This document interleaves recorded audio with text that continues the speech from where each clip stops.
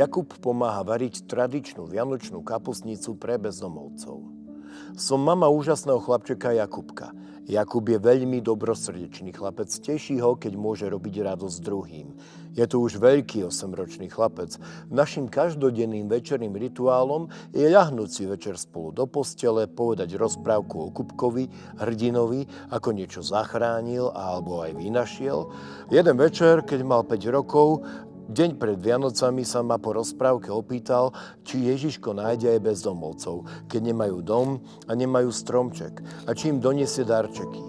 Vravím mu, že určite áno. A čo budú jesť na Vianoce? Mami, mohli by sme zajtra uvariť viac kapustnice a spraviť viac zemiakového šalátu a rýb? Mami, prosím, ja ti pomôžem. Mami, vieš si predstaviť, akí budú šťastní, keď budú jesť teplé jedlo na Vianoce? Vravím, Kubko, nie, teraz je COVID, bojím sa, aby sme sa nenakazili. Presne o rok, keď mal 6 rokov, sa v ten istý večer, deň pred Vianocami, opýtal: Mami, môžeme navariť kapustnicu pre bezdomovcov? Ja nechcem, aby boli hladní na Vianoce. Mami, prosím, ja ti s prípravou pomôžem, povedal Kubko. No, a tak mi nič iné neostávalo, iba vybrať z mrazničky všetkého viac. Kapustnice sme navarili 2-krát viac ako inokedy. Kubko bezdomovcom zbalil jablká a sladkosti zo svojho čarovného šuflíka, aby toho mali viac. Jedlo bezdomovcom odniesol Kubko s manželom, no v čase, keď im odniesli jedlo, tam práve bezdomovci neboli.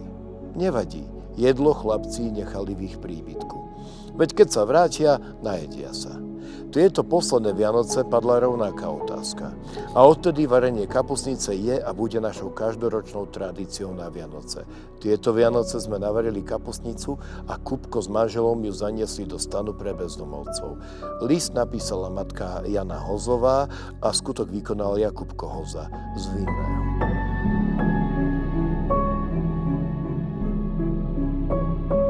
Mia organizuje zbierky a pomáha. Mia je od malička zvyknutá pomáhať ľuďom. Pravidelne pomáha pri rozdávaní potravín rodinám a mamám samoživiteľkám v občianskom združení Zdieľaj. Má 14 rokov a už ako 8-ročná podnietila v triede iniciatívu zbierku potravín pre rodinu so 6 deťmi, za čo ju riaditeľka ocenila diplomom za vysokohumánny prístup k svojmu okoliu.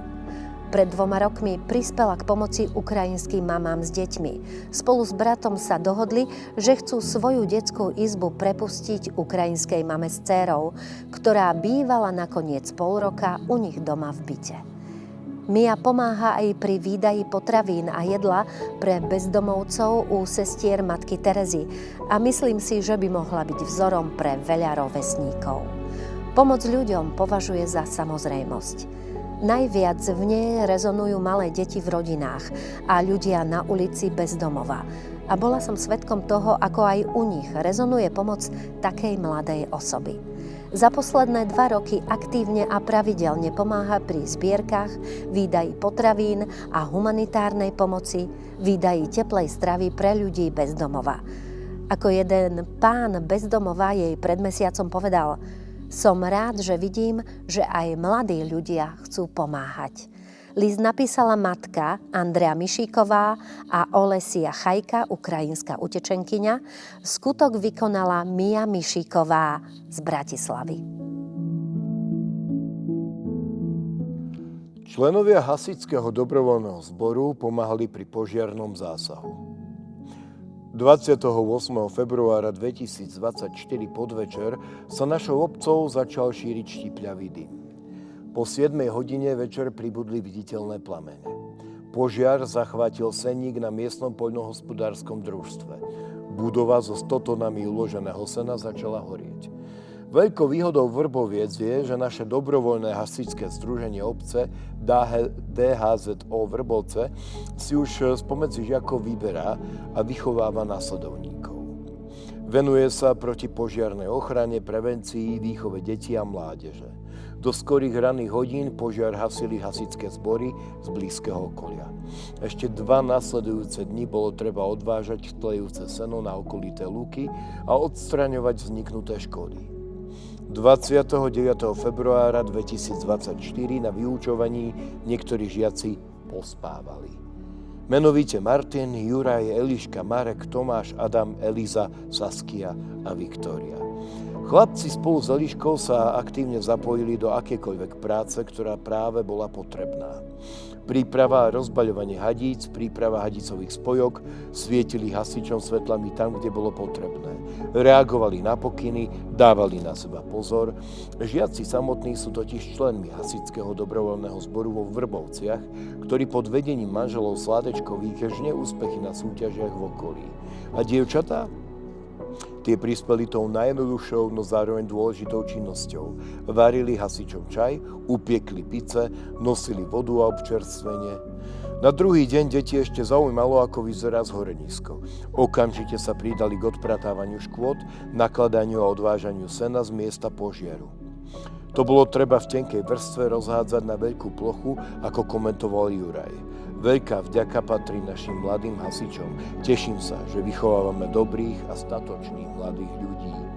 List napísala magisterka Zuzana Borisová, špeciálny školský pedagóg, a skutok vykonali Martina, Marek, žiaci 9. triedy, Eliza a Saskia, Viktória, Juraj, Tomáš a Adam a žiaci 6. triedy spolu s Eliškou, žiačkou 4. triedy. Pomoc ľuďom Aneta pomohla Ujovi Martinovi. Počas celého školského roka sa každý z nás snaží pomáhať rodičom, starým rodičom, susedom či známym. A tak to je aj v mojom prípade. Napriek tomu, že mám čoraz viac učenia, prídem domov, pomáham aj sestre, ktorá študuje na vysokej škole a má 2 deti. V domácnosti sme mali aj babku, o ktorú sme sa všetci spoločne starali skoro 4 roky. Nikdy som od rodičov nežiadala nič za moju pomoc, ale oni mi dali vždy nejaké to vreckové, ktoré som si šetrila na vhodnú príležitosť. Veď oblečenie, drobnosti, ktoré som potrebovala, som mala vždy zabezpečené. Až raz, niekedy v polovici mája, som pri našej bazilike v Bardejove na lavičke v parku všimla odpočívať staršieho uja s 2 taškami. Premýšľala som, mám sa mu ozvať, či mu treba niečo pomôcť? Ujo sa nakoniec na moju otázku rozplakal a porozprával mne a ďalším ľuďom, ktorí sa tiež pri ňom zastavili, svoj príbeh. Bol to smutný príbeh pána Martina, ktorý musel z istých súkromných dôvodov odísť z domova, kde mu bolo ubližované. No tak som potom každý deň zašla za Ujom Martinom, či už s kávou, s chlebíkom, alebo trochou teplej stravy od rodičov. Až jedného dňa sa našla pani Soňa, ktorá zriadila transparentný účet pre pána Martina. Ľudia prispievali a vo mne skrsla myšlienka, kam investujem moje vreckové. Moje peniaze išli na pomoc pre starého, chorého a opusteného Uja Martina. Vďaka týmto peniazom, vďaka pani Goblovej, riaditeľke sociálneho zariadenia a občianskeho združenia Dajme nádej, sa Ujo Martin dostal do Centra sociálnych služieb v Bardejove, kde je už o neho postarané. A mňa veľmi teší, ako ma rodičia pochválili, ako som využila svoje našetrené vreckové. List napísala a skutok vykonala Aneta Drugová z Bardejova. Miška pomohla neznámej pani. Konať zlo je dnes veľmi ľahké. Pohádať sa s niekým, ohovárať ho, klamať, ubližovať slovne či fyzicky, to je celkom bežné. Svet však nie je len čierny. Má aj svetlé chvíľky a občas sa stane pravý opak. Ako triedny učiteľ opíšem skutočný príbeh štvrtáčky Mišky, ktorá svojim srdiečkom denne rozdáva pomoc, radu a i o mnoho viac. Je skromná, snaživá, slušne vychovaná, na svoj vek je nadpriemerne nezištná, empatická, ochotná pomôcť bez toho, aby za to niečo očakávala, schopná sa vcítiť do kože pocitov bolestí iných. Miška, malé, tiché 9-ročné dievča, muselo začať chodiť zo školy do školy domov samé. Nebolo to jednoduché. Miška bez toho, aby uvažovala nad odmenou, či len zapojením sa do nejakej súťaže, pochvalov a podobne, sama od seba napísala za dobrovoľnú domácu úlohu stručne a výstižne list mne, citujem. Išla som sama bojazlivo na zastávku. Tamto neverila som si. Po nejakom čase čakania som si všimla starú paniu, ktorá sedela sama na lavičke oproti cez cestu v tieni stromov a opierala sa o stĺp. Bála som sa, lebo som ju nepoznala a učiteľi rodičia hovorili, aby som sa s cudzými ľuďmi veľmi nepúšťala do rozprávania. No, nedalo mi to. Nabrala som odvahu, pozrela som sa cez frekventovanú cestu a s malým srdiečkom som prešla na druhú stranu. Pozdravila som sa a spýtala som sa na to, ako jej môžem pomôcť. Mala som pocit, že niečo nie je OK. Povedala mi, že je jej zle a nevie sa dovolať synovi. Následne som to skúšala aj ja, ale nešlo to. V niečom bol problém. Pomohla som teda babke prejsť cez cestu, kde už prichádzal autobus. Syn napokon zavolal späť a ona mu povedala, že sa dobre necíti a potrebuje pomoc, ale nech sa nebojí, lebo je pri nej dievčatko, ktoré ju doprovodí domov a možno aj zavolá 112 v prípade núdze. Teta ťažko dýchala a mala som strach, ako to dopadne, ešte nikdy som nič podobné nezažila. Ako to hovoril učiteľ, 30 krát stlačiť a 2 krát vdýchnuť. Nie, opačne. Bola som v pomykove, či to zvládnem. Dala som sa jej napiť a sledovala jej mimiku, správanie, vyzerala vyčerpane. Autobus zastal na konečnej a pomaly sme sa dostali po schodoch von. Teta nevládala, opierala sa o mňa a ja som tiež končila so silami, veď aj ona mala slabé nohy a spoliehala sa na mňa. Verila som dokonca, že budem mať dostatok síl, aby som pomohla. Povzbudzovala som ju. Už nie sme ďaleko, už len chvíľku, no mala som dosť. Netušila som, koľko ešte potrvá tento boj o pomoc, úspech, život. Boli sme v cieli. Unavená, no povzbudená silným zážitkom som spozorovala chlapa pri vchode domu, ktorý mi bežal oproti. Je koniec, viac urobiť neviem. Syn ju zobral, poďakoval a viac sme sa nevideli. Verím, že teta dostala rýchlu zdravotnú pomoc a že sa dostala z najhoršieho. Budem ju kontaktovať, lebo bývam nedaleko. Ponaučením pre mňa do budúcna bude: maj oči otvorené, ruky pripravené, srdce na správnom mieste.